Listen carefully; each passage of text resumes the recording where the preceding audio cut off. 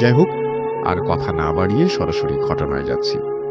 ঘটনাটি ঘটে 1985-86 সালের দিকে। এই ঘটনাটি মহেশখালী দ্বীপের।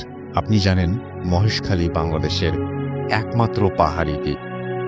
তাই ওখানে প্রতিটি অঞ্চলের মধ্যেই ছিল জিন পরিতের আনাগোনা। দিন পরিবর্তন আর মানুষের বৃদ্ধির সাথে সাথে সেসব এখন কমে গেছে। যাই হোক, আমার বড় আব্বু একজন কামেল পাশ আলেম। তিনি মহেশখালী দ্বীপের শাপলাপুর সরকারি প্রাথমিক বিদ্যালয়ের শিক্ষক ছিলেন। তৎকালীন সময়ে ওই এলাকায় অত বেশি শিক্ষিত লোক ছিল না, ফলে সেখানকার লোক শিক্ষিত আর হুজুরদের খুবই সমীহ করতেন। বড় আব্বু শিক্ষকতার পাশাপাশি হাল চাষও করতেন। আপনি হয়তো জানেন মহেশখালী দ্বীপকে চকরিয়া থেকে পৃথক করেছে কুহেলিয়া নদী, আর বড় আব্বু এই কুহেলিয়া নদীর তীর ঘেঁষা উপকূলেই চাষ করতেন। ফলে নদীর চরে কেওড়া বন ওনার ক্ষেতের চেয়ে খুব একটা বেশি দূরে নয়। একদিন আসরের সময় তিনি ধান ক্ষেত দেখতে যান। তিনি সেখানে গেলে ওনার পার্শ্ববর্তী অন্যান্য চাষিদের সাথে বিভিন্ন বিষয় নিয়ে আলাপ হয়। কুহেলিয়া নদীর পানি লবণাক্ত হওয়ায় ধান ক্ষেতের পানি শুকিয়ে গেলে সেচ পাম্প দিয়ে পানি তুলে ধান খেতে দিতে হতো। বড় আব্বু যখন ধান ক্ষেত দেখে চলে আসবেন, তখন পাশের একজন চাষি ওনাকে সেচ পাম্পের পানি লাইন কোন দিক দিয়ে দিতে জিজ্ঞাসা করলেন। তিনি বললেন, পানির লাইন আমরা জমির দিক দিয়ে দেন, আমি মাগরিবের পরে এসে আপনার জমির দিকে ফিরিয়ে দেব। লোকটি তাই করে এবং পরের বিষয়ই চলে আসে। বড় আব্বু মসজিদে এসে নামাজ পড়ে বাসায় চলে আসেন। তিনি মনে মনে চিন্তা করছিলেন, সারা রাত ওনার জমিতে পানি চললে জমি পানিতে পূর্ণ হবে। ভোরবেলা এসে পানির লাইন ওই লোকটার জমির দিকে ফিরিয়ে দিলে লোকটি টেরই পাবে না। লোকটি যখন জমিতে আসবে ততক্ষণে জমিতে পানি পূর্ণ হয়ে যাবে। তিনি বাসায় এসে এশার নামাজ পড়ে খাওয়া দাওয়া সেরে ঘুমিয়ে পড়েন। ঘুমানোর আগে মনে মনে মাথায় সেট করে রাখেন যে ওনাকে ভোরে আজানের আগে উঠে জমির দিকে যেতে হবে, জমিতে গিয়ে পানির লাইন ফিরিয়ে দিতে হবে। যথারীতি উনি ঘুমিয়ে যান। ওনার ভাষ্য মতে ঘুমানোর কয়েক ঘন্টার মধ্যেই ওনার ঘুম ভেঙে যায়। কিন্তু উনি ভেবেছিলেন ফজরের আজানের সময় বোধহয় হয়ে এসেছে, তাই তাড়াহুড়ো করে ঘুম থেকে জেগে ঘড়ির কাঁটার দিকে না তাকিয়ে যাত্রা শুরু করেন। তখন সবে মাত্র রাত 12টা হবে। যাওয়ার পথে বাজার অতিক্রম করে যেতে হয়। তিনি যাওয়ার সময় লক্ষ্য করেন বাজারে মজুর শ্রেণীর অনেকে এখনো তাস খেলছে।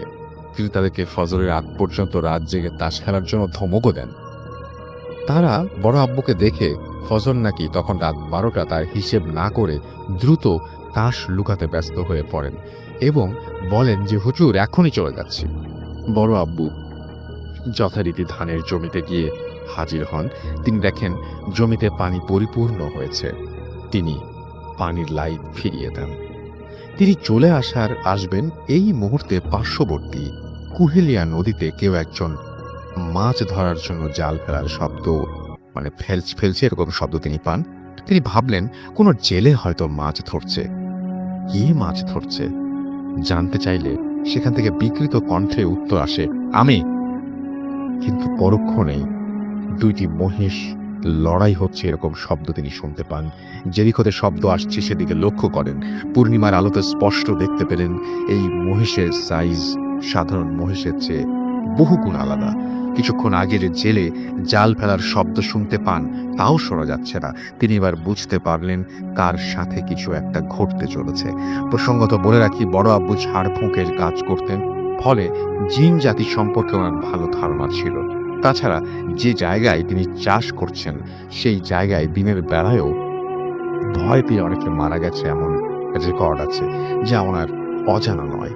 ফলে তিনি মানসিকভাবে প্রস্তুতি নেন, কপালে আজ যা আছে তাই হবে ভেবে নিয়ে আস্তে আস্তে পেছনের দিকে হাঁটতে শুরু করেন এবং দোয়া দরুদ পাঠ করা শুরু করেন।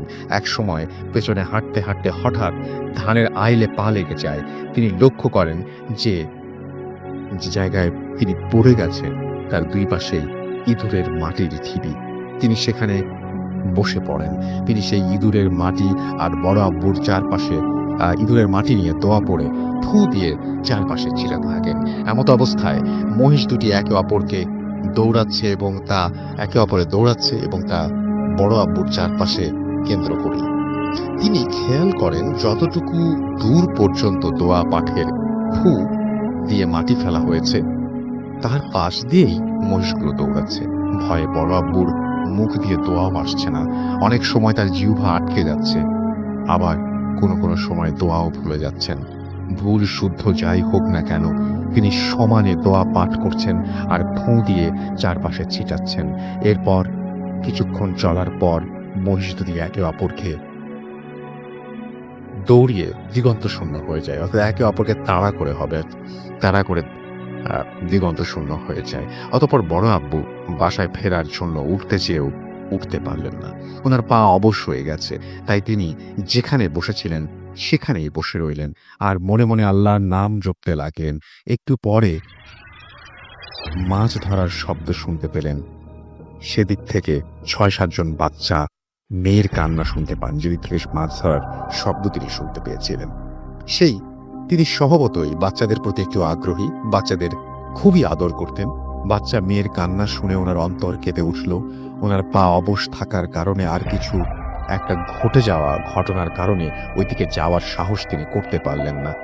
এটা কি আসলেই বাচ্চার কান্না নাকি সেই মহিষ জোড়া বুঝতে পারছেন না। এত কিছু চিন্তার মাঝেও তিনি কিন্তু দোয়া পাঠ বন্ধ করেননি। কিছুক্ষণ পর পর দোয়া পড়ে ইঁদুরের মাটি চিটাচ্ছেন। একটু পরে কান্না থেমে যায়। তিনি এবার ভাবছেন, কান্না থামলো কেন? এটা কোনো মায়াজাল নয় তো? এবারে তিনি যা শুনলেন সেটার জন্য তিনি মোটেও প্রস্তুত ছিলেন না। গত বছর ১.৫ আগে পুকুরে ডুবে যাওয়া প্রথম কন্যা জাকারিয়ার জাকিয়ার আব্বু আব্বু ডাক। তিনি এবার নিশ্চিত হলেন একটু আগে কান্না করা বাচ্চা মেয়ের কণ্ঠস্বরও ওই মহিষ জোড়া ছাড়া আর কিছুই নয়। তিনি ভেবেছিলেন মহিষ জোড়া হয়তো চলে গেছে, তাই তিনি বাসায় ফেরার চেষ্টাও করছিলেন। এবারে তিনি আরো আশাহত হলেন এবং সাহস হারালেন। তিনি ভাবলেন মৃত্যু তাহলে খুব নিকটে চলে এসেছে। তিনি দোয়া পাঠ আর ইঁদুরের মাটি ছিটানো চালিয়ে যেতে লাগলেন। এভাবে কতক্ষণ সময় গিয়েছে তিনি বলতে পারবেন না। দূরের মসজিদ থেকে ফজরের আজানের সুর ভেসে এলো। সবকিছু নিস্তব্ধ হয়ে যায়, নীরব হয়ে যায়। আজানের পরে তিনি সাহস ফিরে পান এবং আস্তে আস্তে বাড়ির দিকে দোয়া পাঠরত অবস্থায় চলে আসেন। বাসায় এলে ওনার প্রচন্ড জ্বর আসে। পরে ওনার চেয়েও দক্ষ একজন আলেমকে দিয়ে ওনাকে ঝাড়ফুঁক করানো হয়, কিছু তদবির দেওয়া হয়। এর কিছুদিন পরে উনি সুস্থ হয়ে ওঠেন। এই ছিল ঘটনা। ভালো লাগলে শোনাবেন। আমার আরো কিছু ঘটনা আছে যা সময় করে মেইল করব। আসসালামু আলাইকুম। ওয়ালাইকুম সালাম, এবং আশা করছি যে এই ঘটনাটা আপনাদেরও ভালো লেগেছে। রোহান। ওকে রাসেল ভাই, আমার নাম রোহান। আমার বাসা খুলনায় দিঘলিয়া জেলার দেয়ারা গ্রামে। আশা করি আপনি ভালো আছেন। ঘটনাটি আমার বাবার সাথে ঘটে। আমি সরাসরি ঘটনায় চলে যাচ্ছি। ঘটনাটি আমার বাবার কাছ থেকে শোনা। আমি তখন অনেক ছোট যখন ঘটনাটি ঘটে। আমার বাবা অনেক ধার্মিক মানুষ ছিলেন ছোটবেলা থেকে। প্রতিদিনই নামাজের পাশাপাশি তাহাজ্জুদের নামাজ পড়তেন ও সুন্দর আতরের গন্ধে এবং রাত জেগে তেলাওয়াত করতেন। একদিন বাবা কোরআন তেলাওয়াত করছেন। হঠাৎ তিনি অনুভব করেন পুরো রুমটা সুন্দর আতরের গন্ধে ভরে গেছে। আতরের গন্ধটা অনেক তীব্র হচ্ছে ধীরে ধীরে। হঠাৎ করে কারেন্ট চলে যায়। বাবা মোম জ্বালিয়ে তেলাওয়াতে মগ্ন ছিলেন। তিনি তখন দরজা খুলে যাবার শব্দ পান এবং পেছনে ফিরে দেখতে পান সাদা কাপড় পরে একটি মেয়ে আসছে এবং অনেক সুন্দর দেখতে বাবার ভাষ্য মতে। মেয়েটি জায়নামাজের পাশে বসে এবং বাবাকে বলে, আপনার কণ্ঠস্বর অনেক সুন্দর। মেয়েটিকে দেখে বাবা অত্যন্ত ভয় পান এবং তিনি দৌড়ে পাশের রুমে গিয়ে আমার দাদির কাছে এসে অজ্ঞান হয়ে যান। সেদিন রাতে বাবা আর নামাজ পড়েন না, দাদির পাশেই ঘুমিয়ে রাত পার করেন। এরপর থেকে বাবা যেদিনই কোরআন তেলাওয়াত করতেন সেদিনই মেয়েটি আসতো। ফলে বাবা অনেক ভয় পেতেন, যার ফলে দাদি বাবাকে এক হুজুরের কাছে নিয়ে যান। হুজুরের কাছে জিন ছিল। হুজুর জিনের মাধ্যমে জানতে পারেন যে মেয়েটি আসতো সে পরি সম্প্রদায়ের ছিল। সে বাবাকে পছন্দ করত, বাবার কোরআন তেলাওয়াত অনেক পছন্দ করত সে, কিন্তু সে আবার কোনো ক্ষতি করত না। হুজুর দাদিকে বলল বাবাকে বিয়ে করিয়ে দিতে। যেই ভাবা সেই কাজ, বাবাকে বিয়ে দিয়ে দেওয়া হলো। বিয়ের পরে কাহিনীটা ভিন্ন ছিল। আমাদের ঘরে একটা মাটির বড় কাঁঠাল টাইপের মাটির ব্যাংক ছিল। প্রায়ই হতো কি, ব্যাংকে পয়সা ফেলার শব্দ হতো। এতে বাবা একটু চিন্তিত হলেন। এমনকি বিছানার নিচে থেকেও কুটকুট কুটকুট শব্দ, যার ফলে বাবা বিছানা থেকে নেমে বিছানার নিচে কি আছে সেটা দেখার জন্য চেক করলেন। তিনি বিছানার নিচে উঁকি দিয়ে দেখতে পেলেন একটা মেয়ে বসে আছে, বাবার দিকে তাকিয়ে আছে এবং হাতে একটি সাপ রয়েছে। সেটি দেখা মাত্র বাবা অনেক ভয় পেয়ে যান। একটি মেয়ে বিছানার নিচে, হাতে একটি সাপ, এবং মেয়েটির সাপ বাবার গায়ে ছুঁড়ে মারে। এই সাপটি বাবার হাতে কামড় দেয়। পরবর্তীতে বাবার পুরো শরীর নীল হয়ে যায় এবং ওঝা ডাকিয়ে সেই সাপের বিষ নামানো হয়। ওঝা বাবাকে একটা তাবিজ দেয়। এরপরে তেমন আর কিছু হয়নি অনেকদিন। বাবা তার শ্বশুর বাড়ি বেড়াতে যান। কিছুদিন পর সেখানে গিয়ে একদিন পুকুরে গোসল করতে গিয়ে বাবা হাতের তাবিজটি হারিয়ে ফেলেন। বাসায় এসে তিনি লক্ষ্য করেন যে তার তাবিজ হারিয়ে গেছে। সেদিন রাতে বাবা রাতের খাবার শেষে যখন শুয়েছিলেন তখন হালকা তন্দ্রা এসেছে। তিনি লক্ষ্য করলেন একটা বোরকা পরা মহিলা বাবার একদম মুখের ওপর শূন্যে ভেসে আছে। এটা দেখা মাত্রই মহিলাটি বাবার গলা চেপে ধরেন এবং বাবা গোঙাচ্ছিলেন। এমন সময় আম্মুর ঘুম ভেঙে যায়। আম্মু বাবাকে ধাক্কা দিতেই সেটা গায়েব হয়ে যায়। পরের দিন উঠে নানিকে ব্যাপারটি জানানো হয়। নানি বাবাকে বলেন, তুমি এই মেয়েটি আসলে বলবে তোমার বউ আছে, সংসার আছে, তুমি তার সাথে যেতে চাও না, সে যেন চলে যায়। আমাদের নানির বাড়ি অনেক বড় বাগান ছিল। বাবা ওই দিন বিকেলে বাগানের দিকে যান। তখন ফলের মৌসুম ছিল। বাগানের দিকে গিয়ে ভেতরে অনেক দূর থেকে দেখতে পান সাদা কাপড় পরে একটা মেয়ে ভেসে ভেসে আসছে। বাবার কাছে এসে মেয়েটি বাবাকে বলে, আমি তোমাকে আমার দেশে নিয়ে যেতে চাই। তখন বাবা দাদি নানির বলা কথাগুলো মেয়েটিকে বলে যে তার সংসার আছে, তার স্ত্রী আছে, তাকে যেন ছেড়ে দেয়। যার ফলে মেয়েটি প্রচণ্ড ক্ষিপ্ত হয়ে বাবাকে সজোরে আঘাত করে। সেখানে বাবা জ্ঞান হারিয়ে ফেলে। বাবাকে খুঁজে না পাওয়ায় মামারা বাগানে গিয়ে বাবাকে মাটিতে পড়ে থাকতে দেখে এবং ধরে নিয়ে আসে। ওই দিন বাবাকে নানি বাড়ির এলাকায় বড় এক হুজুরের কাছে নিয়ে যাওয়া হয়। হুজুর বাবাকে দেখে আসনে বসেন এবং বলেন ওই মেয়েটি বাবাকে অনেক পছন্দ করে এবং বাবাকে নিয়ে যেতে চায়। যার কারণে বাবা যখন বিয়ে করেছে এটি জানতে পারে, তখন সে নানাভাবে বাবাকে ক্ষতি করার চেষ্টা করতে থাকে। এমনকি সেদিন বিছানার নিচে সাপটি বাবার গায়ে ছুঁড়ে যে মেরেছিল, বাবাকে মেরে ফেলার জন্যই সেটি করেছিল। হুজুর বলল একটি তাবিজ এবং গোসল দিলে এটি থেকে রেহাই পাওয়া যাবে। এর জন্য সাতঘাটের পানি, গোলাপ জল, হুজুরের পানি পড়ে সবকিছু ঠিক করা হলো এবং প্রাণীর চামড়া দিয়ে তাবিজটি লিখে সেই তাবিজ ব্যবহার করতে দিলে পরবর্তীতে বাবা সেই জিনিসগুলো ব্যবহার করে এবং আস্তে আস্তে ঠিক হয়ে যায়। এরপরে একদিন বাবাকে স্বপ্নে দেখানো হয় সেই ব্যাংকটি ভাঙার জন্য। পরের দিন আমি তখন যথেষ্ট বড় হয়েছিলাম, বাবা আম্মু সবার সামনে ব্যাংকটি ভাঙতে থাকেন। ভাইয়া সেটা যখন ভাঙা হয় তখন অনেক পুরনো সময়ের কয়েন পাওয়া যায়। এমনকি অনেক জিনিস পাওয়া যায় যে আগে যেগুলো আমরা দেখিনি। পরে বাবা সেই জিনিসগুলো কোনো হুজুরকে দেখান না, সেগুলো নিজের কাছে রেখে দেন এবং এটাই ছিল ঘটনা। পছন্দ হলে পড়ে শোনাবেন। তো আমি ঘটনাটা লিখেছেন হচ্ছে মুনতাসির ফুয়াদ রোহান এবং খুলনা থেকে ঘটনাটি পাঠিয়েছেন। আমি এটাই বলতে চাচ্ছিলাম যে আমরা বিভিন্ন ধরনের ভয়ের ঘটনা বিভিন্ন জায়গায় শুনি, বিভিন্ন জায়গায় মানে বিভিন্ন বই পড়ে জানি, কত বড় বড় লেখক লিখছেন এবং সেগুলো পড়ে আমরা আনন্দিত হচ্ছি, ভয় পাচ্ছি। আমাদের হলিউডে যে সমস্ত হরর ফিল্ম তৈরি হচ্ছে, আমরা বিভিন্ন জায়গায় যে সমস্ত ওয়েব সিরিজ দেখছি, সেগুলো দেখে আমরা ভয় পাচ্ছি এবং কত মেধা সম্পন্ন মানুষ তার পেছনে আছে একটা ফিল্ম বানাতে। আর আমাদের এইখানে আমাদের বাংলা ভাষায়, আমাদের বাংলা সাহিত্যে ভয়ের গল্পের তো কোনো অভাব নেই, ভয়ের ঘটনারও কোনো অভাব নেই। এবং আমাদের বাঙালি একজন মানে যে কোনো একটা জায়গায়, যে কোনো জায়গা থেকে, এটা তো খুলনা, রাজশাহী, ঢাকা, চট্টগ্রাম, রংপুর, বরিশাল বা সিলেট নয়, যে কোনো প্রত্যন্ত অঞ্চলেও একজন মানুষ তার ঘটনা লিখে পাঠিয়ে, খুব স্বাভাবিকভাবে লিখে পাঠিয়ে ভয় ধরে দিচ্ছেন। গত 9 বছর ধরে, 9 বছরের বেশি সময় ধরে আমরা এই মানে ব্যাপারগুলো ঘটতে দেখেছি এবং আমি খুবই মানে I am proud of you, আপনারা যারা ঘটনা পাঠান তাদের জন্য।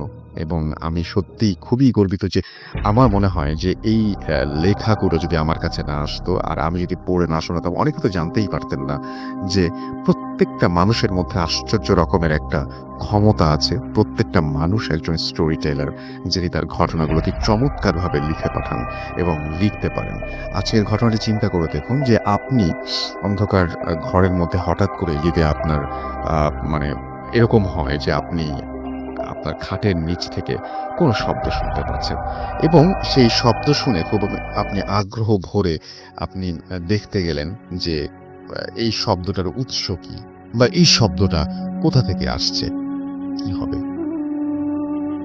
আপনি তাকালেন এবং দেখলেন একটি মেয়েকে, যেই মেয়েটা কিনা একটা সাপ হাতে নিয়ে খাটের নিচে বসে আছে।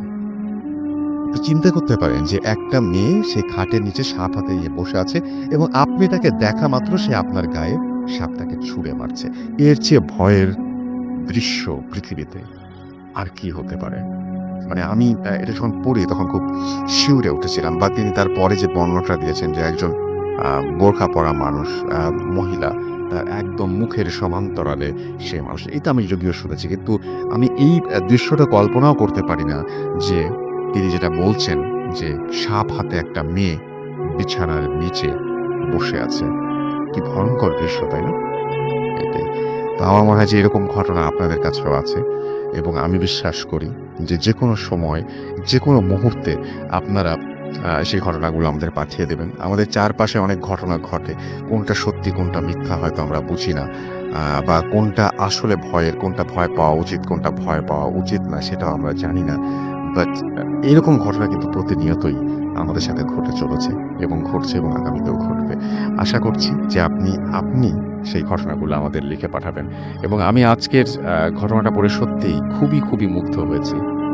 আমার মনে থাকবে যে সাপ হাতে খাটের নিচে একটি মহিলা বা বাচ্চা, একটা মেয়ে বলেছে, সেই মেয়েটি বসে আছে। চমৎকার। তো চলুন আমরা পরবর্তী ঘটনায় যাব, তবে তার আগে আমি দেখবো যে আমাদের ফেসবুকে যারা লিখছেন, যেভাবে লিখেছেন আমি সেভাবে পড়ছি। আসসালামু আলাইকুম রাসেল ভাই, আশা করি ভালো আছেন। আমার নাম তানভীর। আমার কিছু সমস্যার কারণে আপনাদের স্টুডিওতে আসা সম্ভব নয়, তাই ঘটনাটি লিখে পাঠালাম। যদি ভালো লাগে পড়ে শোনাবেন, না পড়লেও কোনো আক্ষেপ থাকবে না। আমি ভূত এফএমের একজন নিয়মিত শ্রোতা। কাজের ব্যস্ততায় প্রতি শুক্রবার রাতে ঘটনাগুলো শুনতে না পারলেও 2-1 দিন পরে বা কখনো অ্যাপসের মাধ্যমে, আমাদের অ্যাপ দিয়ে তিনি সেগুলো শুনে থাকেন।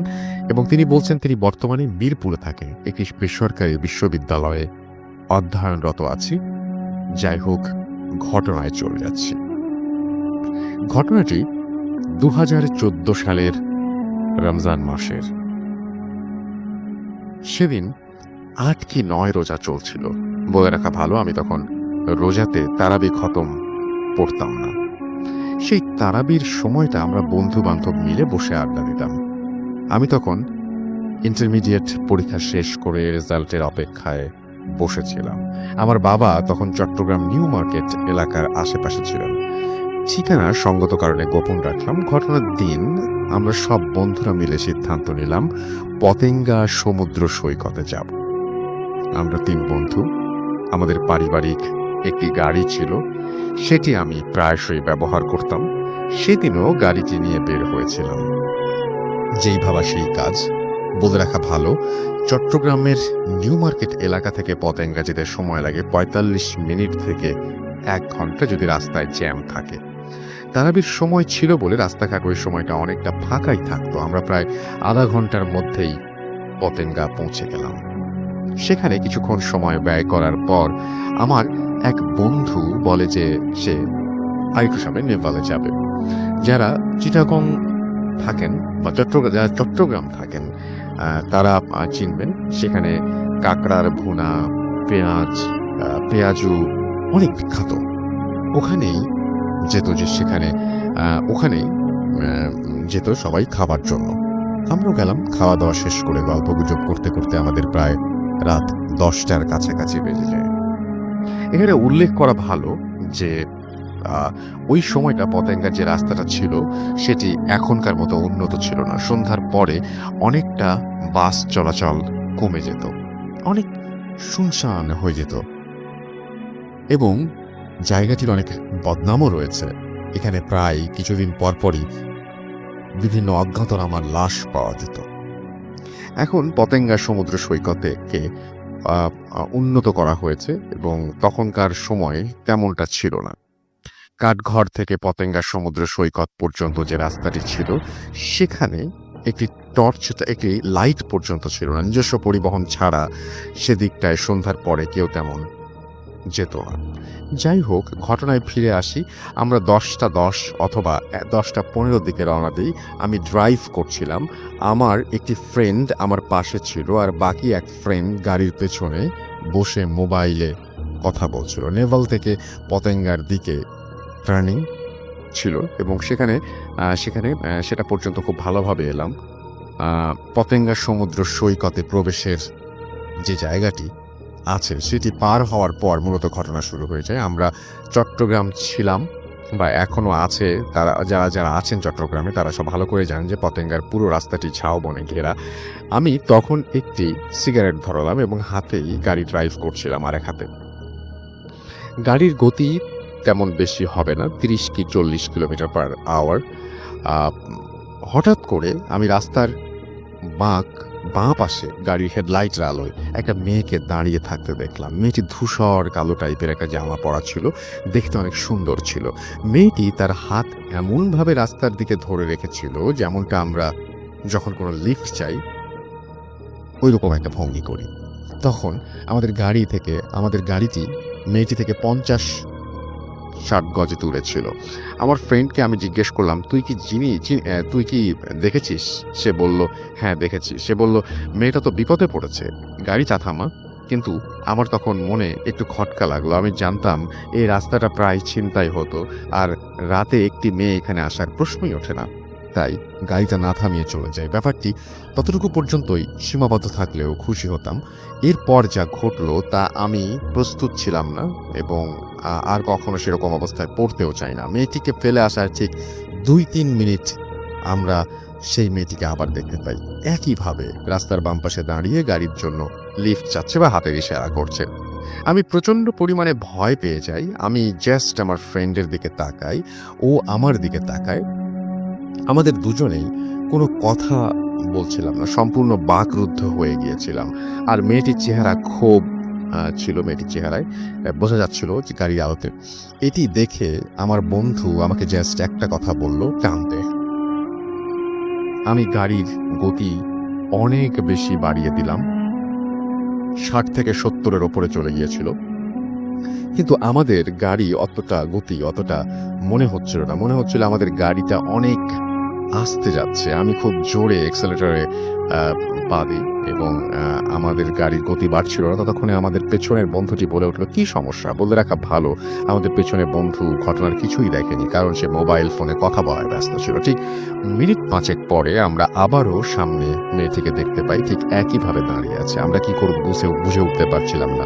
আমি গাড়িটি খুব জোরে চালানোর চেষ্টা করছিলাম, কিন্তু গাড়ির গতি কেন জানি বাড়ছিলই না। মনে হচ্ছিল গাড়ির ওপর কিছু একটা চেপে বসেছে, যার ওজন কারণে গাড়িটি সামনের দিকে এগোতে পারছে না।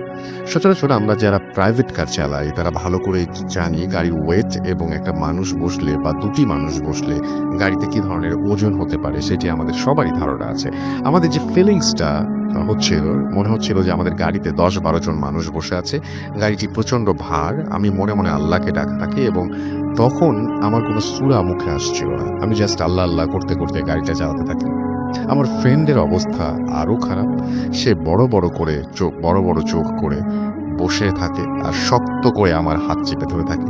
আমি সেখান থেকে কিভাবে 2 নাম্বার নেভি কলোনি পর্যন্ত এসেছি আমি নিজেও বলতে পারবো না। আমি 2 নাম্বার নেভি কলোনির গেট থেকে দেখে সজোরে গাড়ি 2 নাম্বার নেভি কলোনির ভেতরে ঢুকিয়ে দিই এবং আমার গাড়ির ব্যালেন্স ধরে রাখতে পারি না এবং একটি গাছের সাথে আমার গাড়ির সামনের অংশটি বাড়ি খায়। আমি জাস্ট গাড়ির দরজা খুলে বের হয়ে দাঁড়াই এবং সাথে সাথে আমি জ্ঞান হারাই। এরপরে আর কিছু মনে নেই। চোখ খুলে দেখি আমি হসপিটালে। আমার আব্বু আম্মু বসে আছে সবাই উৎকণ্ঠা নিয়ে। আমার একজন মামা ছিল, সে 2 নাম্বার নেভি কলোনিতে থাকতো। তিনিও ছিলেন সেখানে, তাকেও দেখলাম পাশে। পরে আমার আব্বু আমাকে জিজ্ঞেস করেছিলেন যে কি হয়েছে, আমি এখানে কিভাবে এসেছি। তখন আমি ঘটনাটি আব্বুর কাছে গোপন করে বলি যে এক ফ্রেন্ড অসুস্থ ছিল বলে তাকে দেখতে এসেছিলাম, কিন্তু আব্বু আমার ঘটনাটি বিশ্বাস করলো না। পরে বাধ্য হয়ে পুরো ঘটনাটি আমি সবাইকে বললাম। আমার পেছনে বসে থাকা বন্ধুটিও আমার কাছে দাঁড়িয়েছিল। আমি তখন জিজ্ঞেস করলাম ফয়সাল কোথায়? পরে বলল সে অন্য একটি রুমে আছে, সেও নাকি জ্ঞান হারিয়ে ফেলেছিল এবং তার মাথা ফেটে গিয়েছিল ধাক্কায়। পরে সেখানে বিকাল পর্যন্ত থাকার পর আমার আব্বু আমাকে বাসায় নিয়ে আসে এবং গাড়িটি ওখানে রাখা হয়, যেহেতু যেটা অ্যাক্সিডেন্ট করা হয়েছিল সেই গাড়িটি, এবং আমার বাবা গাড়িটির দায়িত্ব নিয়েছিল যেহেতু ওদের ওখানে গাড়ি দুর্ঘটনাগ্রস্ত হয়, কারণ এখানে কিছু ফর্মালিটিস ছিল। আমি বাসায় আসার ঠিক একদিন পর ফয়সাল আমার বাসায় আসে। সে আমাকে একটি পেপার দেখায়। পেপারটি সে ড্রয়িং রুমের টেবিলের উপরে পায়, কয়েকদিন আগের পেপার। আমি বলি এটা কি? এই পেপারে একটি কোণায় গিয়ে আমি একটা ছবিতে আমার চোখ আটকে যায়। দেখি যে ছবি, সেই রাতে মেয়েটিকে দেখেছিলাম, সেই মেয়েটি লাশ সেখানে পড়ে আছে এবং পতেঙ্গা সমুদ্র সৈকতের মুখেই, এবং পুলিশ সেই অজ্ঞাতনামা লাশের পরিচয় বের করার জন্য পত্রিকায় ছবি দেওয়া হয়েছে। এরপর পত্রিকার তারিখের দিকে তাকাই, তারিখটা দেখে চোখ আটকে যায়।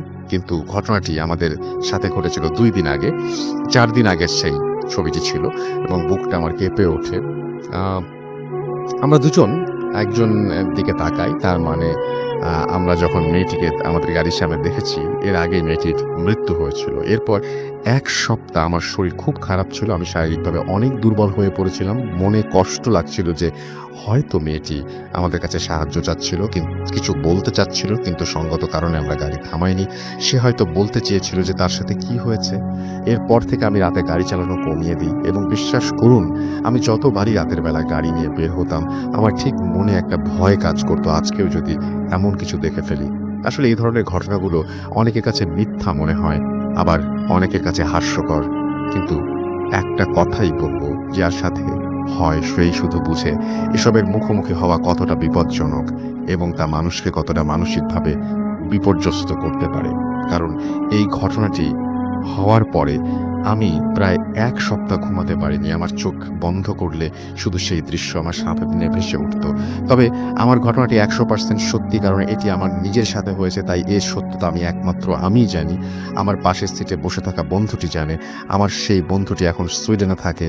তার সাথে কথা হলে মাঝে মাঝে সে আমাকে এই ঘটনাটির কথা বলে এবং সে বলে এখনও নাকি সেই দৃশ্য ভেবে ভয় পায়। যেই পেপারটি আমরা ছবি দেখেছিলাম সেই পেপারটি আমি রেখে দিয়েছিলাম নিজের কাছে, কিন্তু যখন ঢাকা শিফট হই তখন পেপারটি আমি হারিয়ে ফেলি, আর কখনো দেখিনি পেপারটি। এই ছিল আমার ঘটনা। যদি ভালো লাগে পড়ে শোনাবেন। ভূত এফএমের জন্য অনেক শুভকামনা রইল। এভাবেই সামনের দিকে এগিয়ে যাক সেই দোয়া করি। ইমেলটি সেই দোয়ার করেই শেষ করছি। এই বলে তিনি তার ইমেইলটি শেষ করেছেন। এরপরে তিনি তার মিরপুরের অ্যাড্রেস দিয়েছেন। থ্যাংক ইউ ভেরি মাচ এই ঘটনাটা পাঠানোর জন্য, এবং আশা করছি যে ঘটনাটা আপনাদের কাছেও ভালো লেগেছে। যেভাবে লিখছেন, হ্যালো রাসেল ভাই, আশা করি ভালো আছেন। আমি অনেক দিন থেকে ভূত এফএম শুনি। কিছুদিন আগে 2011-র একটা এপিসোড শুনলাম। নোটিস করলাম যে আপনার ভয়েসে অনেক চেঞ্জ আছে। ইটস ন্যাচারাল, এবং চেঞ্জ সবার মধ্যে আসে, সেটা তিনি জানিয়েছেন। এবং তিনি বলেছেন যে what if you already know about the changes waiting for you, yeah something like this.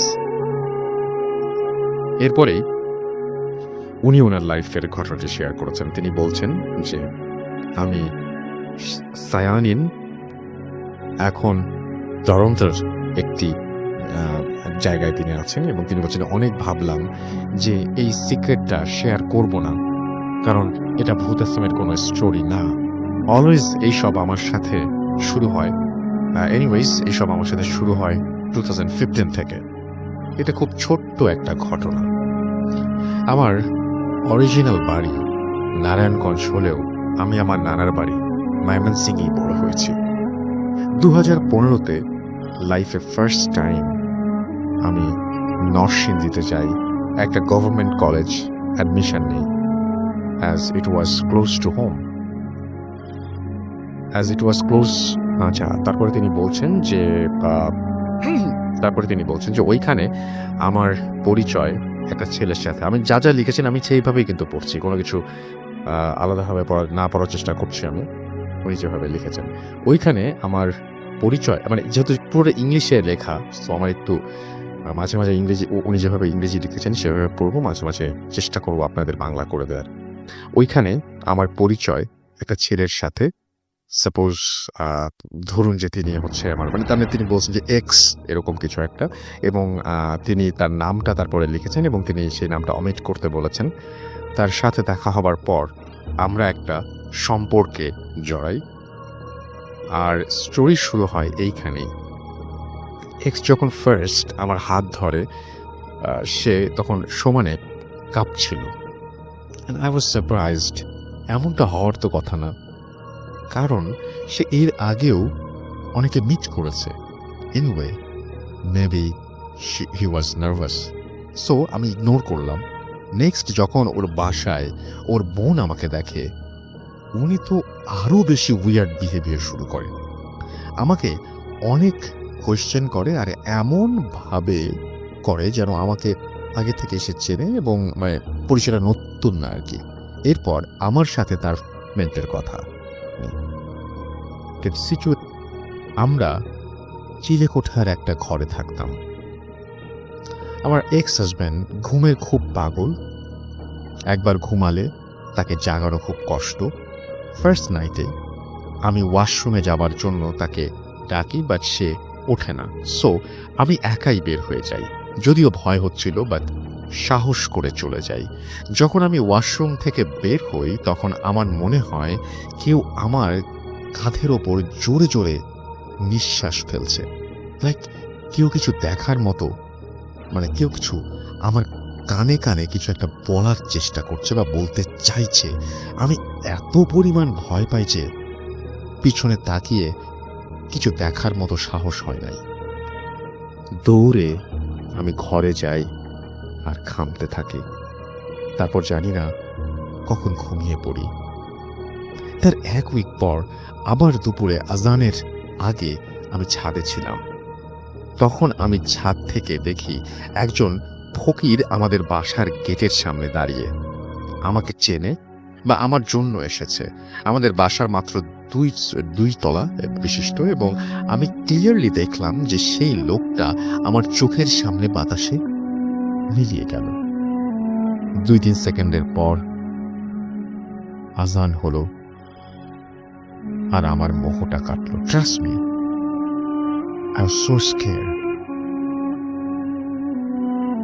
এটা বুঝতেই পারছি কিছু একটা, মানে অস্বাভাবিক কিছু একটা ঘটছে, এবং আমি আমার এক্স হাজব্যান্ডের সাথে সেটা ডিসকাস করলাম। সারপ্রাইজিংলি সে এটাকে খুব হালকাভাবে নিল এবং আমি এবং আই কুড আচ্ছা এবং আমি দেখতে পেলাম যে সে আমাকে মিথ্যা বলছিল। আমি খুব টেনশনে পড়ে যাই। ভাবলাম আমার আম্মুকে বলবো, বাট আমি খুব ভয় পাচ্ছিলাম এটা ভেবে যে সে হয়তো আমাকে বিশ্বাস করবে না। 1 মাস হয়ে যায় আমাদের বিয়ের। এই 30 দিনে মেবি 4-5 বার মাত্র বা 4-5 দিন কিছু হয়নি।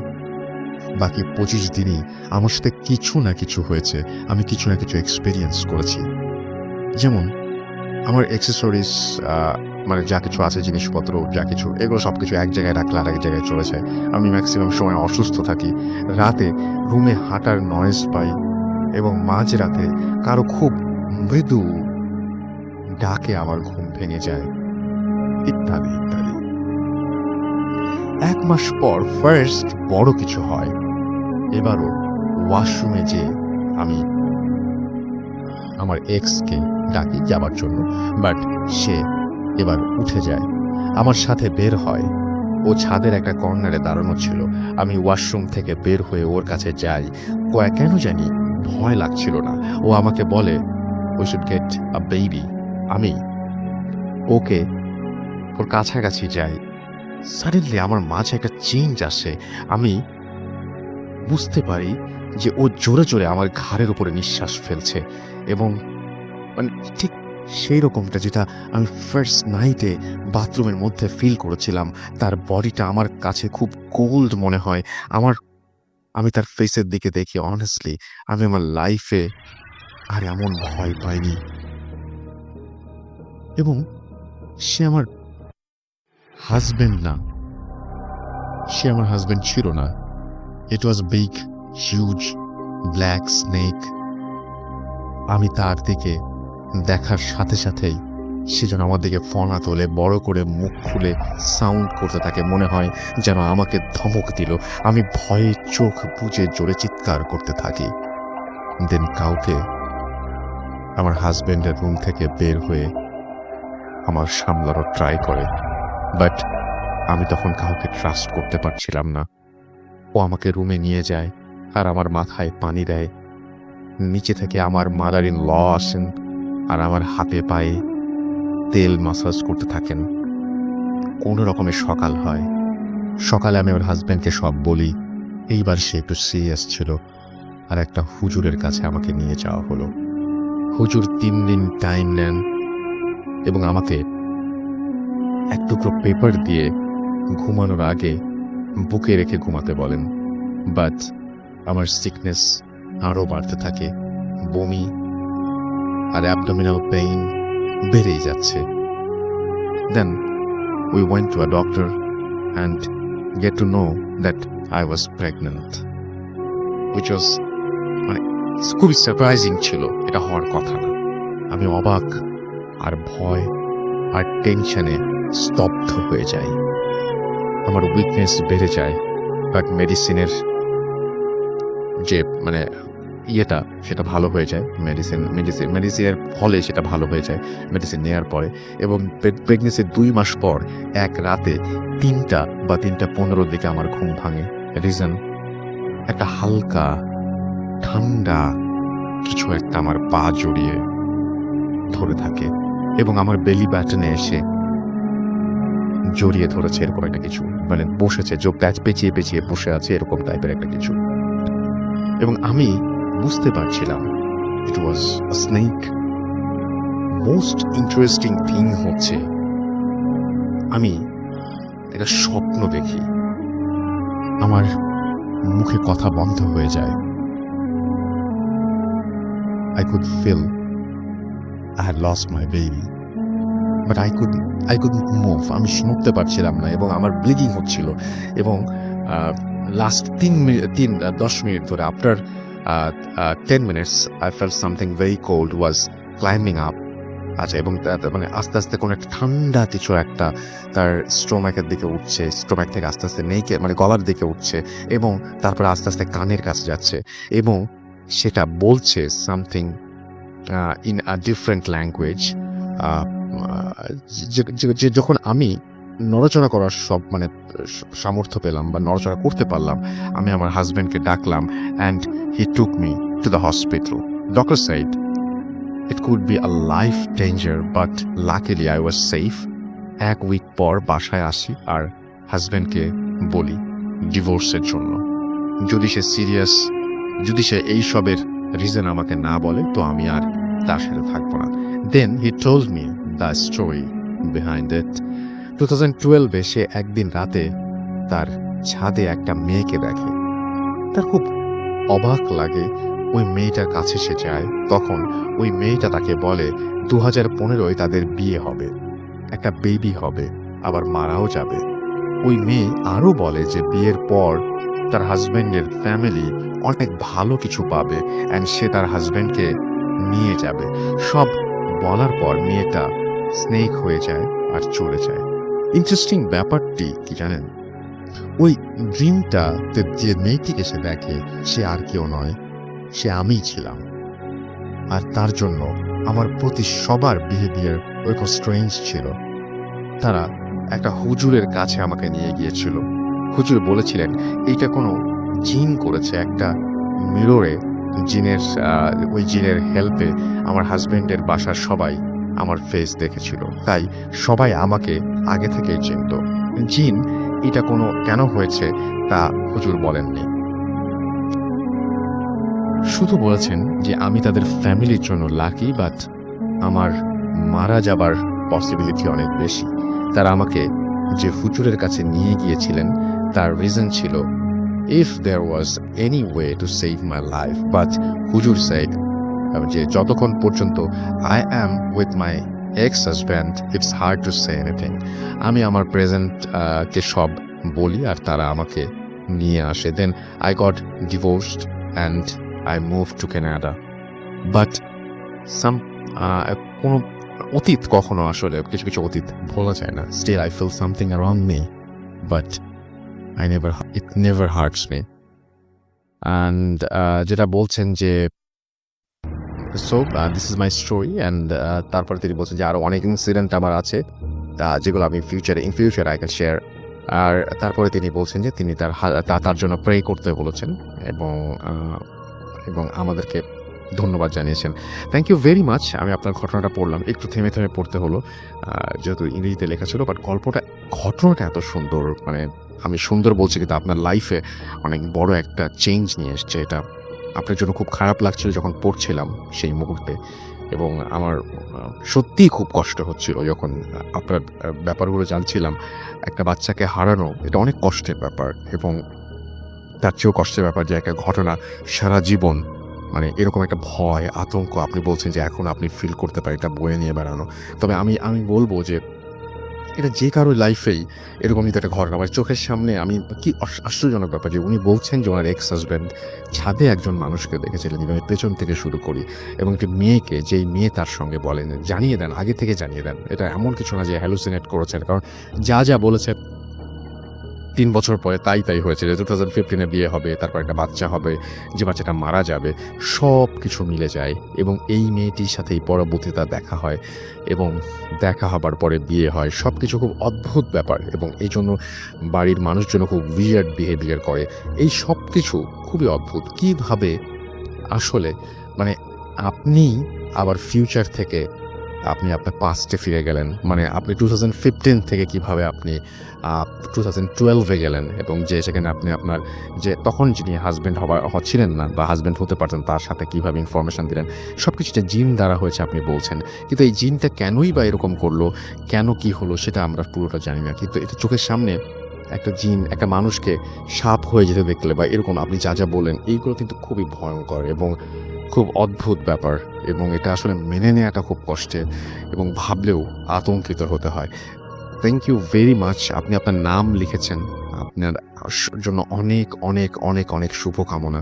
এবং আপনি যেখানেই থাকেন না কেন, আপনি বাইরে মুভ করেছেন, বাট আপনি যেখানেই থাকেন না কেন অনেক ভালো থাকেন, সুস্থ থাকেন, এবং আল্লাহ আপনার অনেক মঙ্গল করুক, সেই প্রার্থনা করবো আল্লাহ তাআলার কাছে।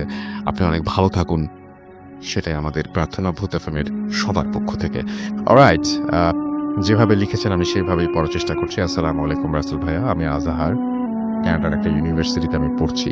আমি এর আগে একটি অডিও ক্লিপ পাঠিয়েছিলাম, সেটি প্লে করা হয়েছিল, সেজন্য আমি আপনার কাছে কৃতজ্ঞ। আজকের এই স্টোরিটা আমি চাই আপনি আমার পক্ষ থেকে লিসেনারদের পড়ে শোনান। সেদিন আমি আমার এক ফ্রেন্ডের বড় ভাইয়ের একটা কাহিনী শেয়ার করেছিলাম, যিনি হচ্ছেন একজন সার্চ অ্যান্ড রেস্কিউ অফিসার। সে ভাইয়ের কাছ থেকে শোনা একটা ঘটনাই আজকে শেয়ার করব। তবে তার আগে বলে নিতে চাই, এই ঘটনাটা যেটা আমি এখন বলবো তার কিছু কিছু অংশ লিসেনারদের কাছে এক্সট্রিম মনে হতে পারে। আমি সেজন্য ক্ষমা প্রার্থী। ঘটনার সুবিধার জন্য সেই ভাইয়ের নাম আমি টম উল্লেখ করব, এবং যেহেতু এখনও তিনি স্কোয়াডে অ্যাক্টিভ, তাই তার ঘটনার কিছু জায়গা বিবরণ আমি উল্লেখ করব না বা উৎস রাখব। সময়টা ছিল 1990-এর দিকে। তিনি তখন ট্রেনিংয়ের জন্য আমেরিকায় ছিলেন এবং তার পোস্টিং ছিল নিউ জার্সিতে। সেখানে তাদের কাছে খবর আসে একটি কাপলকে দুদিন ধরে খুঁজে পাওয়া যাচ্ছে না। তারা সে রাজ্যের একটি ঘন জঙ্গলে ট্রেকিং করতে গিয়েছিল। জায়গাটা কোথায় তা পুরোপুরি না বললেও এটুকু বলতে পারি, ধারণা করা হয় যে ইস্ট কোস্টের সবচেয়ে বড় রহস্য সেই জায়গায় লুকিয়ে আছে। আশা করি বুঝে নিতে পারবেন লিসনাররা। তো সেই দম্পতি ফিরে আসার সময় হওয়ার পরও যখন তাদের কোনো খবর পাওয়া যাচ্ছিল না, তখন সার্চ অ্যান্ড রেস্কিউ স্কোয়াডকে ডেকে পাঠানো হয় এবং খবর পাওয়ার সাথে সাথে ওই দিন দুপুরবেলা তাদের খোঁজ শুরু হয়ে করে। নির্দিষ্ট ফরমেশনে তাদের খোঁজ শুরু করা হয়, দুটো দলে তাদের ভাগ করা হয়, তারা উদ্ধার কাজ শুরু হয়ে যায়। এখানে বলে রাখা ভালো যে সেনাবাহিনী থেকে প্রশিক্ষণপ্রাপ্ত ট্র্যাকাররা সাধারণত হারিয়ে যাওয়া ব্যক্তিদের চিহ্ন খুঁজে বের করার দায়িত্বে থাকেন, এবং এই ধরনের ট্র্যাকার একজন করে দুটো দলই ছিল।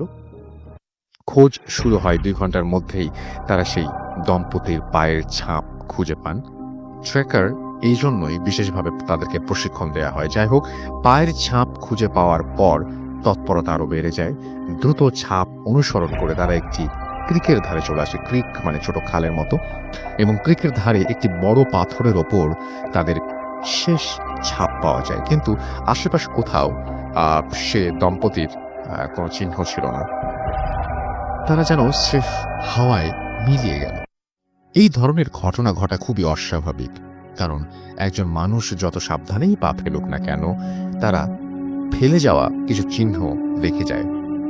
হয়তো পা লেগে নুড়ি পাথর আংশিক পিচ্ছিল হয়ে গেছে, অথবা গাছের একটা মোটা পাতা, ছোট পাতা মোড়ানো ইত্যাদি চিহ্ন থাকবেই। একজন ট্র্যাকার এইসব চিহ্নই দেখতে চান, কিন্তু সেখানে তেমন কিছু ছিল না। ট্র্যাকার দুজনই ভাষ্যমত তারা যেন গায়েব হয়ে গেছে। কি করবে বুঝতে না পেরে তারা বেসিক একটা প্যারামিটার ঠিক করে নেয় এবং আগের মতো 2 দলে ভাগ হয়ে খোঁজা শুরু করে। এদিকে রাতও ঘনিয়ে আসছিল, কিন্তু হারিয়ে যাওয়া দম্পতির কোনো সন্ধান নেই। ওই দিনের মতো খোঁজ বন্ধ করে একটা ক্যাম্প করা হয়, কিন্তু একটা দল তখনও খোঁজ চালিয়ে যেতে থাকে। সন্ধ্যার ঠিক আগে তারা গুহা মতো একটা জায়গায় একজন মেয়েকে খুঁজে পান। মেয়েটি হচ্ছে হারিয়ে যাওয়া একজন, তার নাম অ্যালেক্স, এটিও ছদ্মনাম। তাকে পাওয়ার পর প্রাথমিক চিকিৎসা দেওয়া হয়। শরীরে কোনো আঘাতের চিহ্ন ছিল না, কিন্তু বক্তব্য অনুযায়ী তিনি এক্সপোজারে ছিলেন, যার কারণে অনেক ফ্লুইড হারিয়েছেন এবং শারীরিকভাবে দুর্বল। তাছাড়া তিনি ট্রমাতে ভুগছেন। সেই কারণেই তাকে প্রশ্ন করে কোনো উত্তর পাওয়া যাচ্ছিল না। রাত হয়ে যাওয়া এবং আবহাওয়া খারাপ থাকার কারণে অ্যালেক্সকে হসপিটালে পাঠানো ওই রাতে সম্ভব হয়নি। আর রাতের বেলা তার এই অবস্থা নিয়ে হেঁটে বের হওয়ারও সম্ভাবনা ছিল না। কিছুটা সুস্থ হওয়ার পর তাকে বারবার জিজ্ঞেস করেও তার পার্টনারদের কোনো খবর, তারা কোনো উত্তর পাচ্ছিল না। মেয়েটি যেন বোবা হয়ে গেছে পুরো। যাই হোক, তাকে এরপর বিশ্রাম নিতে বলা হয়, কিন্তু রাতে একটা অদ্ভুত ঘটনা ঘটে। ক্যাম্পের চারিদিক থেকে ক্রমাগত শুকনো কাশির শব্দ আসতে থাকে। টম বলেন, গলা শুনে আমরা বুঝতে পারছিলাম একজন মানুষই এই আওয়াজ করছে, কিন্তু আওয়াজটা আসছিল চারিদিক থেকে এবং প্রায় একই সময়ে, যা কোনো মানুষের পক্ষে করা অসম্ভব। শব্দের উৎস বের করার জন্য অনেক চেষ্টা করা হয়, কিন্তু চারিপাশে নিকষ কালো আধার ছাড়া আর কিছুই দেখা গেল না। রাত যত বাড়তে লাগলো, শব্দের পরিমাণও বাড়তে লাগলো, কিন্তু অবাক করার বিষয় হচ্ছে কোনো পায়ের ছাপ পাওয়া যায়নি। হঠাৎ করে কাশির আওয়াজ পাওয়া যেত, অনেকক্ষণ চুপ।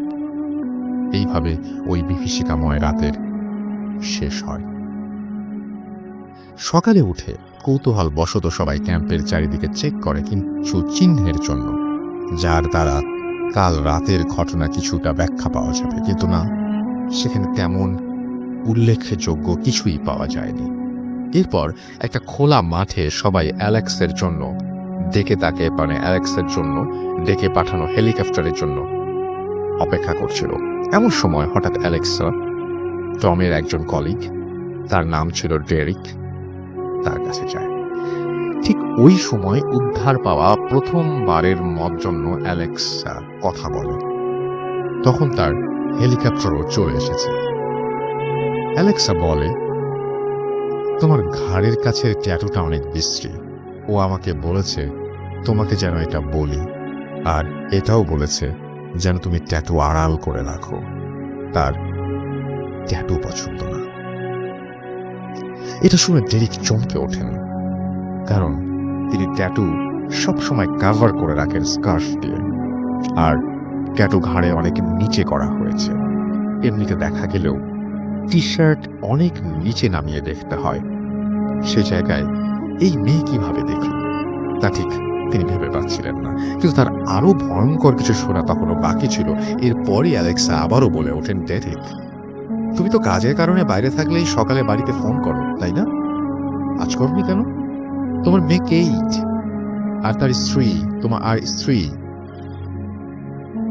খোঁজ নাও তাদের, তারা ঠিক আছে তো? ভয়ানক রেগে যান ডেরিক এই কথা শুনে। অ্যালেক্সার কথার পরোয়া না করে উল্টো তিনি তাকে প্রশ্ন করেন, জেরিমি কোথায় অ্যালেক্সা? কি হয়েছিল তোমাদের? শেষবার কোথায় দেখা হয় ওর সাথে? একটা না অনেকগুলো প্রশ্ন করেন তিনি, কিন্তু অ্যালেক্সা তার প্রশ্নগুলো সম্পূর্ণ অগ্রাহ্য করে হাতড়ে হেলিকপ্টারে উঠে যায়। উল্লেখ্য, তাদের এই কথোপকথন কেউ দেখেনি, আর অ্যালেক্সাও এমনভাবে নিজেকে আড়াল করে রেখেছিল সবার থেকে, যেন সবাই দেখে ভাবে ডেরিক বুঝি তাকে সাহায্য করছে আর সান্ত্বনা দিচ্ছে। আর প্রশ্নগুলো এতটাই অপ্রত্যাশিত ছিল যে ডেরিকও তখন কিছু বুঝে উঠতে পারেননি। সাধারণত কেউ হলে হয়তো বোবার মতো তার মুখের দিকে চেয়ে থাকতো। ডেরিকের ট্রেনিংয়ে হয়তো তাকে খুব শীঘ্রই রিয়্যাক্ট করতে সাহায্য করেছে। যাই হোক, তিনি তবুও অ্যালেক্সার আবার কিছু প্রশ্ন জিজ্ঞেস করার জন্য সময় চান, কিন্তু তা নাকচ করে দেয়া হয় অ্যালেক্সের শারীরিক অসুস্থতার জন্য। তাকে যত দ্রুত পারা যায় হাসপাতালে অ্যাডমিট করতে বলা হয়। তাই কিছুতেই কিছু না পেরে তিনি অ্যালেক্সার সাথে অফিসার যাচ্ছিলেন, তাকে সংক্ষেপে সবকিছু খুলে বলেন। তিনি ডেরিককে আশ্বাস দেন যে অ্যালেক্সাকে জিজ্ঞাসাবাদ করা হবে। হেলিকপ্টার নিয়ে চলে যাওয়ার পর তার বলে যাওয়া এই কথাটা তার মাথায় ঘুরছিল, তোমার মেয়ে আর স্ত্রীর খোঁজ নাও। তিনি সাথে সাথে বাসায় ফোন দেন। প্রথমবার কলটি রিসিভ না করা হলেও দ্বিতীয়বার কলটি তার স্ত্রী রিসিভ করেন। সংক্ষেপে তিনি ডেরিককে জানান 10-15 মিনিট আগে তার ড্রাইভ ওয়েতে একটা অ্যাক্সিডেন্ট হয়। যখন তারা, অর্থাৎ ডেরিকের স্ত্রী আর তার মেয়ে, গাড়ি নিয়ে বের হবার ঠিক তখন একটা এসইউভি এসে তাদের গাড়িকে পেছন থেকে ধাক্কা দেয়। হালকা চোট পেলেও তারা সুস্থ আছেন। ডেরিক মাথায় তখন কিছুই কাজ করছিল না, তিনি কিছু না বলেই ফোনটি রেখে দেন। আর এই অ্যাক্সিডেন্টের সাথে অ্যালেক্সার বলে যাওয়া কথার সূত্র মেলাতে চেষ্টা করেন। স্রেফ নিজেকে মনকে সান্ত্বনা দেওয়ার জন্য ডেরিক তার এক বন্ধুকে সব খুলে বলেন। তিনি ডেরিককে যত সম্ভব সাহস দেওয়ার চেষ্টা করেন আর বলেন যে একটা কাকতালীয় ব্যাপার। যদিও টম তখন রুকি ছিলেন, কিন্তু ঘটনাবশত তিনি ডেরিকের কাহিনী শুনে ফেলেন, তাই তারও কৌতূহল সৃষ্টি হয়। তারপর অ্যালেক্সার বয়ফ্রেন্ড জেরেমিকে খোঁজা আবারও শুরু হয়। ওই দিন পুরোটা ব্যয় করা হয় তাদের জন্য। একসময় সন্ধ্যা ঘনিয়ে আসে। অনেকে যারা নতুন স্কোয়াডে আছেন তারা গত রাতের কথা চিন্তা করে খানিকটা উদ্বিগ্ন হয়ে পড়েন। যখন খোঁজা ওই দিনের জন্য বন্ধ হবে, ঠিক তখন তারা একটা কান্নার আওয়াজ শুনতে পান। ভারী গলায় কেউ কান্না করছে, ঠিক যেন কান্না না, কেউ হয়তো যেন অসহ্য যন্ত্রণায় কাতর হলে যেমন শব্দ করে ঠিক তেমন। উৎস খুঁজতে সবাই মরিয়া হয়ে পড়েন। অবশেষে যেখান থেকে কান্নার শব্দ আসছিল তা খুঁজে পাওয়া যায় এবং সেখানে পাওয়া যায় জেরিমিকে। সে ঠিক ওই জায়গায় ছিল যেখানে অ্যালেক্সার পাওয়া গিয়েছিল, কিন্তু অবাক করা বিষয় ওই স্থান অনেকবার ক্রস চেক করা হয়েছে, কিন্তু জেরিমিকে তখন পাওয়া গিয়েছিল না। কিন্তু এখন সে হঠাৎ কোথা থেকে উদয় হলো তা অনেকেরই মনে প্রশ্নের সৃষ্টি করে। চেক করে দেখা যায় তারও ঠিক একই অবস্থা ছিল অ্যালেক্সার মতো, কিন্তু জেরিমি যন্ত্রণায় কাতরাচ্ছিল কারণ তার মা পা ভেঙে গিয়েছিল। তাকে তখনই বাম পা ভেঙে গিয়েছিল এবং তাকে তখনই স্ট্রেচারে করে সেই খোলা জায়গায় নিয়ে যাওয়া হয় এবং অনেক রিস্কের মধ্য দিয়ে তাকে হেলিকপ্টারে করে হাসপাতালে পাঠানো হয়। এইভাবে তাদের উদ্ধার কাজ শেষ হয়, কিন্তু পুরোটা তখনও শেষ হয়নি। যেহেতু নিখোঁজ ব্যক্তিদের হাসপাতালে ভর্তি করা হয়েছে, তাই তাদের ব্যাপারে কোনো ইনফরমেশন জানা স্কোয়াডের কারো পক্ষে সম্ভব ছিল না। কিন্তু ডেরিকের একজন বন্ধু ছিলেন যিনি একজন নার্স, আর তিনি এই দম্পতির দেখাশোনার দায়িত্বেই ছিলেন। তিনি ডেরিককে জানান অ্যালেক্সা আর তার জেরিমি তারা কেউই কথা বলেননি প্রায় টানা 10 দিন। একজন আরেকজনকে দেখেও তাদের কোনো অভিব্যক্তি ছিল না। যখন তারা কথা বলেন তখন তাদেরকে জিজ্ঞেস করা হয়, তারা বলে কেউ কাকে তারা চেনে না। এমনকি তাদের দুজনের একসাথে ছবি দেখানো হলেও তারা একে অন্যের কি হন তা বলতে পারেনি। ঘটনা নিয়েও প্রশ্ন করা হলে তারা কিছু বলতে ব্যর্থ হন। এর প্রায় 20 দিন পর তাদের দুজনের স্মৃতিশক্তি ধীরে ধীরে ফিরে আসতে শুরু করে। অনেক একে অন্যকে চিনতেও পারেন।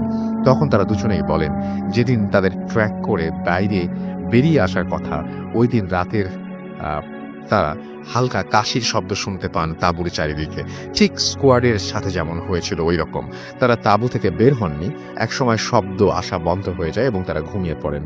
তারপরই তারা নিজেদের হাসপাতালে আবিষ্কার করেন, অর্থাৎ এর মধ্যে তাদের সাথে কি হয়েছিল, কোথায় ছিল, কি অবস্থা, কিচ্ছু তাদের মনে নেই। জেরিমি কিভাবে পায়ে ব্যথা পান, অ্যালেক্সা ডেরিককে কিছু প্রশ্ন তাদের মনে নেই এগুলো।